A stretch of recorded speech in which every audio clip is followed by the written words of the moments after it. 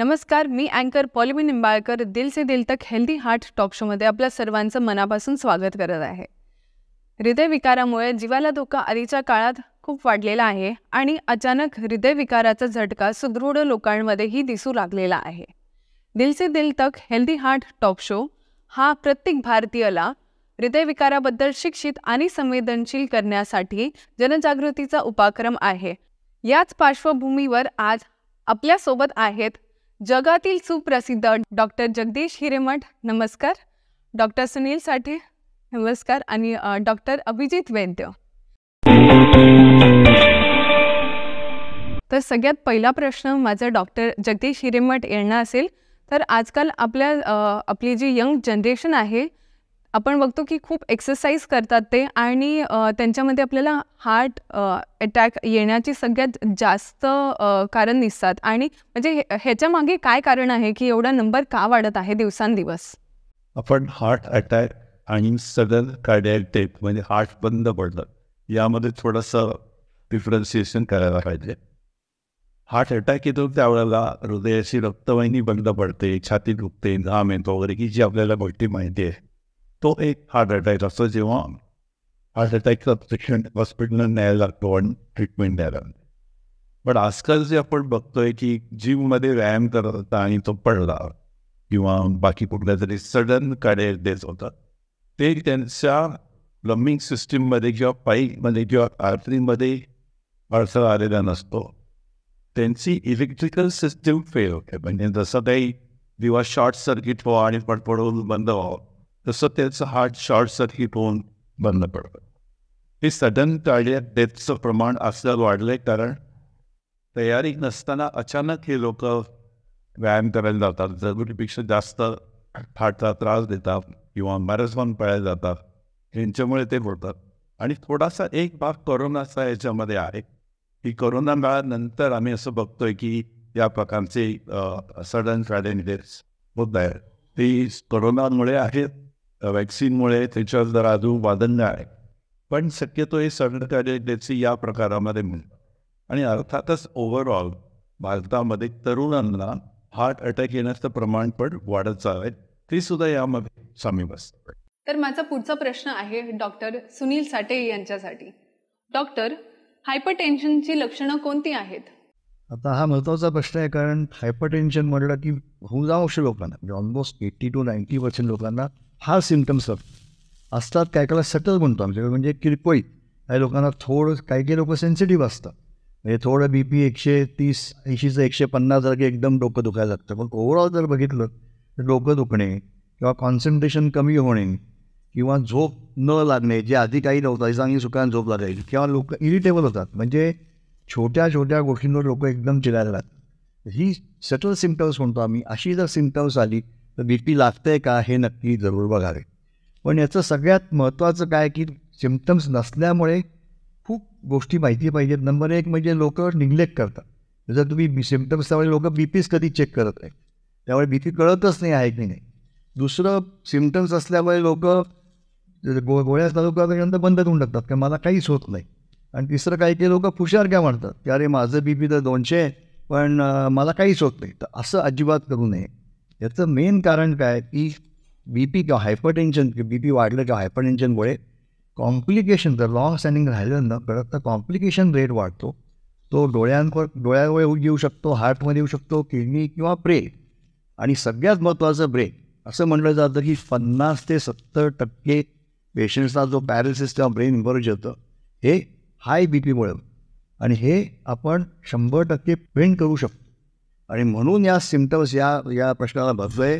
आणि या प्रश्नाचा मेसेज काय राहील की कोणी आपलं सिम्पटम्स नाही म्हणून BP नाही असं म्हणू नये. म्हणून आम्ही आजकाल सांगतो की 25 वयात एकदा तरी BP चेक करा, सिम्पटम्स आहेत नाही ते. स्पेशली ज्या लोकांना, आईवडिलांना BP आहे त्यांनी नक्की करावं. आणि ज्या लोकांना BP आहे त्यांना सिम्पटम्स नाहीत म्हणून BPची ट्रीटमेंट निग्लेक्ट करून, हे सगळ्यात महत्त्वाचं हा मेसेज या प्रश्नाचा. डॉक्टर अभिजित, हृदयविकाराचा झटका येण्यापूर्वी आपलं शरीर आपल्याला सावधान करते का? याचं उत्तर हो आणि नाही अशी दोन्ही आहेत. म्हणजे साधारण 50 ते 60% लोकांमध्ये हृदयविकाराचा झटका हा काही लक्षणं घेऊन येतो, तो आपल्याला सावध करतो.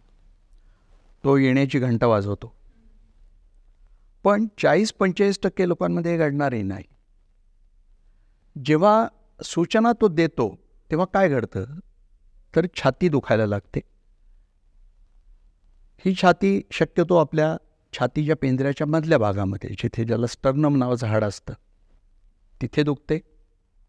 बराच वेळा ही वेदना आपल्या डाव्या खांद्याकडे, डाव्या हाताकडे, मानेकडे, मानेच्या जबड्याकडे, अनेक वेळा ती पाठीच्या वरच्या भागामध्ये आणि काही वेळा ती पोटाच्या वरच्या भागामध्ये असू शकते.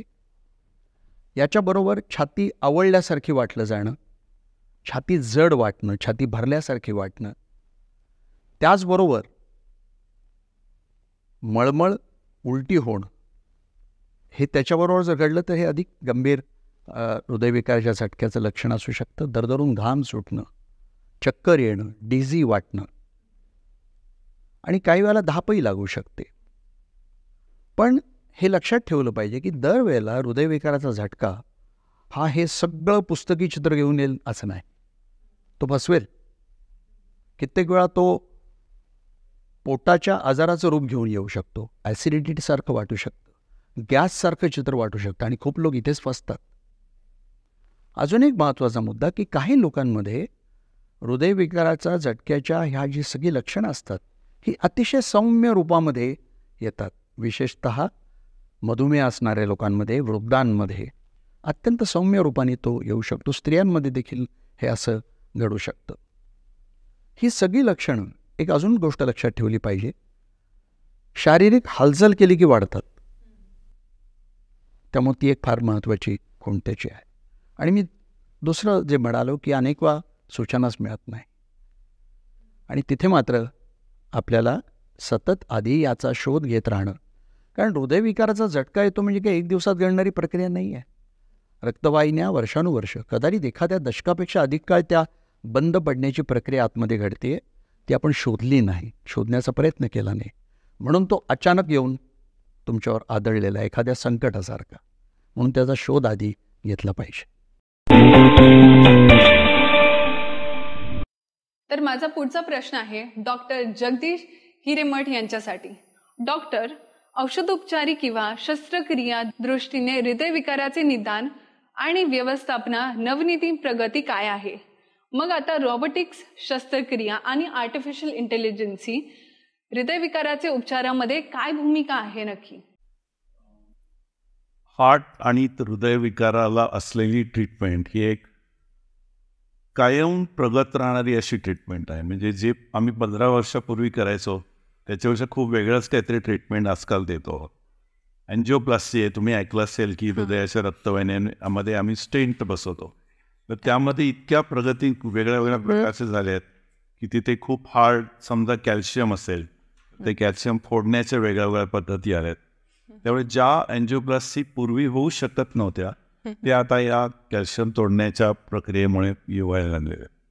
शिवाय अँजिओप्लास्टी करताना इमेजिंग म्हणतो आम्ही त्याला, की ॲक्च्युली रक्तवाहिनीच्या आतून आम्हाला फोटो मिळतात आणि त्याच्यातून एकदम क्लॅरिटी येते कशा प्रकारचं अँजिओप्लास्टी करायची, कुठल्या प्रकारचा स्टेंट वापरायचा, त्याचा साईज काय असेल, या सगळ्या गोष्टी जास्त क्लिअरली आम्हाला मिळत आहेत. या बाहेर जाऊन पूर्वी एखादी वाल्व खराब झाली तर ती ओपन हार्ट ऑपरेशन करून बदलली जायची.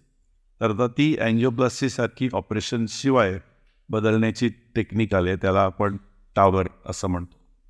तुम्ही जसं विचारलं मग अशी रोबोटिक सर्जरी ही आता बायपास सर्जरीमध्ये आली आहे, वाल रिप्लेसमेंटमध्ये आलेली आहे आणि याच्यातून जास्त अचूक अशी सर्जरी होऊ शकते.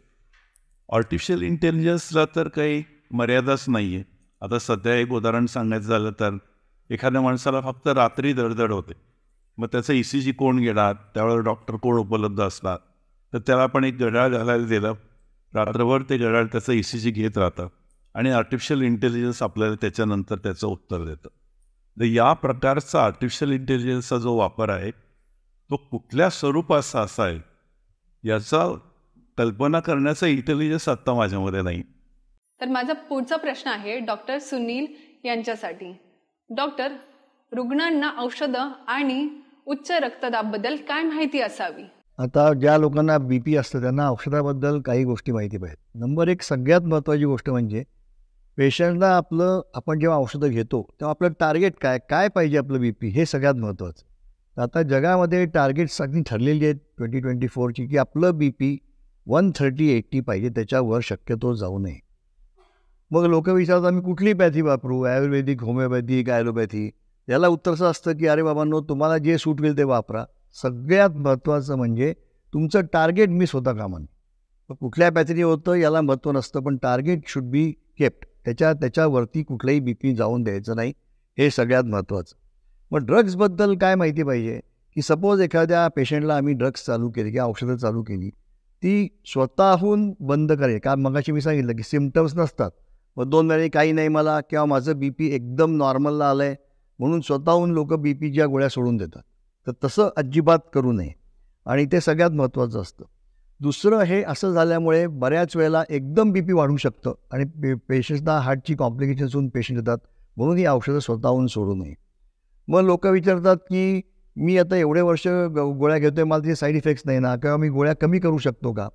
तर जरूर करू शकता. ह्याला स्टेप डाऊन थेरपी म्हणतात. स्टेप डाऊन थेरपी म्हणजे जर मी एखाद्या पेशंटला 3 गोळ्या चालू केल्या तर नंतर मी त्या 2 किंवा 1वर आणू शकतो. पण हे पेशंटनी स्वतःहून करायचं नसतं, हे डॉक्टर एका मेथडनी करतो. याचं कारण काय की एखादं आपल्याला ट्रिगर आहे बी पीला, म्हणजे एखाद्याचं वजन जास्त आहे, तुम्ही 10 किलोने कमी केलं तर जरूर तुमच्या गोळ्या कमी होऊ शकतात. त्याला स्टेप डाऊन थेरपी म्हणतात. स्टेप डाऊन थेरपी ही जवळजवळ 6 महिने ते 1 वर्षाशिवाय आम्ही करत नाही. म्हणजे एखादं बी पी एकदम नॉर्मल आलं 8 दिवसात तर लगेच गोळी कमी करायची असं नसतं स्टेप डाऊन थेरपीमध्ये. आणि हे सगळ्यात महत्त्वाची बाब तुम्हाला कळायला पाहिजे. स्टेप डाऊन थेरपी ही पेशंटनी करायची नाही, ही डॉक्टर करतो. त्यांचा ट्रिगर ऑफ ब्लड प्रेशर बघून तो ठरवतो. शेवटच्या 2 गोष्टी या पॅनिक ज्या असतात म्हणून मी सांगतोय बी पी आणि ड्रग्सबद्दल. नंबर 1, पहिल्यांदा एखाद्या 40 वर्षाचा पेशंट आला आणि तर सांगितलं बी पी लागले आणि तुम्हाला मी गोळ्या चालू करतोय, तर पेशंट्स पॅनिक होतात आणि पहिला प्रश्न की हे लाईफ लॉंग आहे का? तर मी लोकांना नेहमी सांगतो की अरे बाबा, आज पहिला दिवस आहे, आज गोळ्या घे, लाईफचा आत्ता विचार करू नको. You take it as it comes. आत्ता लगेच जन्मभर लागेल का नाही लागणार का याचा एकदम विचार करू नये. नंबर 1. आणि बऱ्याच वेळेला आम्ही नेहमी सांगतो लोकांना की तुमची गोळी विसरू नका. शक्यतो गोळ्याचा टाईम आणि काळ विसरायचा नाही. पण एखाद्याला असं होऊ शकतं, बऱ्याच वेळा असं होतं की सकाळची 8 वाजताची गोळी असते, पेशंट विसरतो आणि रात्री 10:30 डॉक्टरला फोन करतो की अहो आता मी काय करू, गोळीचं मी विसरलो आज. तर आम्ही लोकांना सांगतो शांतपणे झोपा आणि सकाळी या. म्हणजे सांगायचा उद्देश काय की पॅनिक करू नये. गोळ्या लागल्या बी पीच्या म्हणजे आपलं आयुष्य संपलं असं नसतं. याचं कारण आहे की जर तुम्ही गोळ्या घेण्याबद्दलच स्ट्रेस घ्यायला लागलात तर बी पी कंट्रोल होणं आणखीन अवघड जातं. त्यामुळे औषधं, ड्रग्ज आणि हायपरटेन्शन याच्याबद्दल जस्ट बी केअरफुल की आपल्याला गोळ्या घ्यायला पाहिजेत, पण त्याचं पॅनिक करून त्याचा स्ट्रेस घेण्याची जरूर नाही. तर माझा पुढचा प्रश्न आहे डॉक्टर अभिजित वैद्यसाठी. डॉक्टर, हृदयविकाराच्या व्यवस्थापनात आहाराचं किती महत्त्व आहे आणि असे काही अन्य पदार्थ आहेत की जे हृदयासाठी फायदेशीर आहे किंवा हानिकारक आहेत? हृदयविकार हा टाळण्यासाठी, म्हणजे ज्याला प्रायमरी प्रिव्हेन्शन म्हणतो, किंवा तो झाल्यावर पुन्हा पुन्हा होऊ नये हे टाळण्यासाठी ज्याला सेकंडरी प्रिव्हेन्शन म्हणतो, याच्यामध्ये जीवनशैली, लाईफस्टाईल ही अत्यंत महत्त्वाची गोष्ट आहे.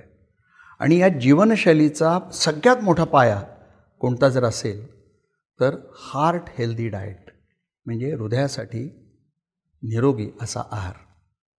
अमेरिकन हार्ट असोसिएशननी नुकतंच जे काही 8 इसेन्शियल फॉर हेल्दी हार्ट हे जे जाहीर केलेत त्याच्यामध्ये त्यांनी फार छान म्हटलं आहे की ईट बेटर. म्हणजे लोकांचं काय होतं की मेलो तरी बेहत्तर, पण हवं तेच खाणार. आमचं शास्त्र काय सांगतं की eat better, choose in a smart way. म्हणजे तुम्ही जे खाता ते चांगलं खा, आणि चांगलं खा याचा अर्थ कळला पाहिजे. चांगलं खा म्हणजे फक्त जिभेला जे चांगलं वाटतं ते नाही, जे शरीराला चांगलं वाटतं, जे हृदयाला चांगलं ठेवणार आहे. याच्यातला सगळ्यात पहिली महत्त्वाची गोष्ट म्हणजे भरपूर फळं खा, भाज्या खा, द्विदल धान्य, निरनिराळी, त्याचबरोबर निरनिराळे नट्स म्हणले जातात, दाणे विविध तऱ्हेचे, बिया, हे तुम्ही भरपूर खाऊ शकता. प्रथिनं भरपूर असली पाहिजेत. कर्बोदकं म्हणजे कार्बोहायड्रेट याचं प्रमाण कमी ठेवा. भारतीय आहारात आपण ते खूप अतिरेकी त्याचं सेवन करतो. आणि स्निग्ध पदार्थांचं सेवन हे कमीत कमी केलं पाहिजे. पण स्निग्ध पदार्थांमध्ये ट्रान्स फॅट ज्याला म्हणतात, म्हणजे सतत तळून जे काही तयार होतं तेल तूप याच्यामध्ये ट्रान्स फॅट येते. ह्याला शक्यतो नकार दिला पाहिजे. सॅच्युरेटेड फॅट जी आहेत ती कमीत कमी ठेवा. शक्यतो शाकाहार घेण्याचा प्रयत्न करा. पण मांसाहार जर तुम्ही करत असाल तर चिकन ब्रेस्ट, मासे ह्या गोष्टी खूप चांगल्या आहेत. मिठाचं सेवन खूप कमी केलं पाहिजे. 3 ग्रॅमपेक्षा मीठ कमी पाहिजे दिवसाला. आणि भारतीय माणूस किती खातो तर 15 ग्रॅमपेक्षा अधिक मीठ दिवसाला खातो. साखरेचं प्रमाण कमी, मिठाया, निरनिराळे डिझर्ट्स ह्या सगळ्या गोष्टी आपल्याला आपल्या आहारामध्ये कमीत कमी ठेवायचा प्रयत्न केला पाहिजे. पाणी भरपूर प्यायलं पाहिजे. आणि प्रथिनांमध्ये मांसाहारी पदार्थ प्रथिनं देतात, पण अंड्याचा पिवळा भाग देत नाही, पांढरा भाग देतो.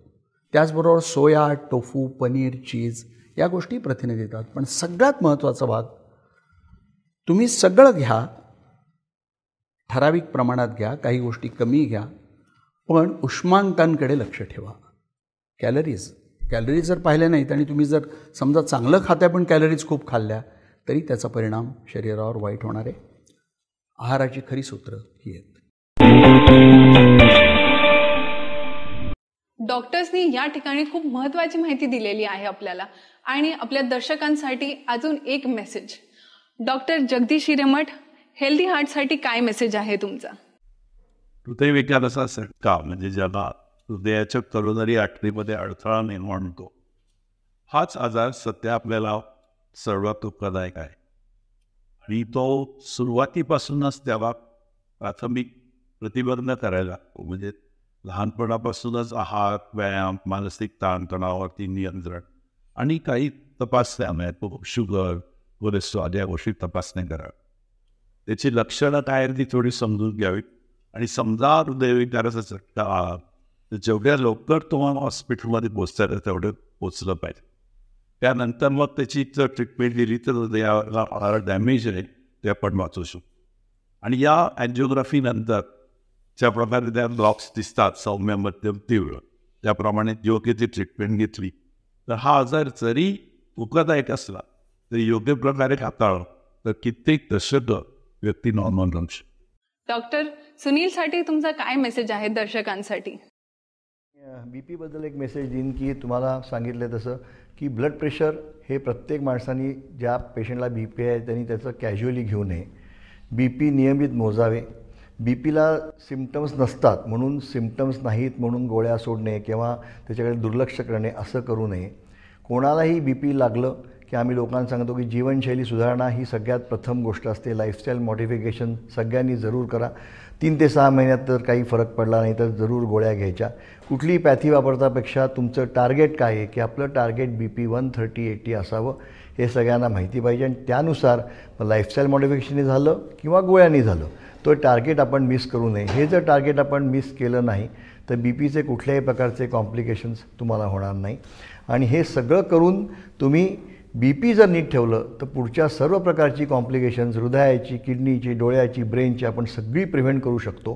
सो BP जरी सिंपल गोष्ट असली तरी ती निग्लेक्ट करू नये आणि त्याच्यानुसार तुम्ही ट्रीटमेंट घ्यावी आणि स्वतःला पुढच्या कॉम्प्लिकेशनपासून वाचवावं एवढंच मी सांगेन.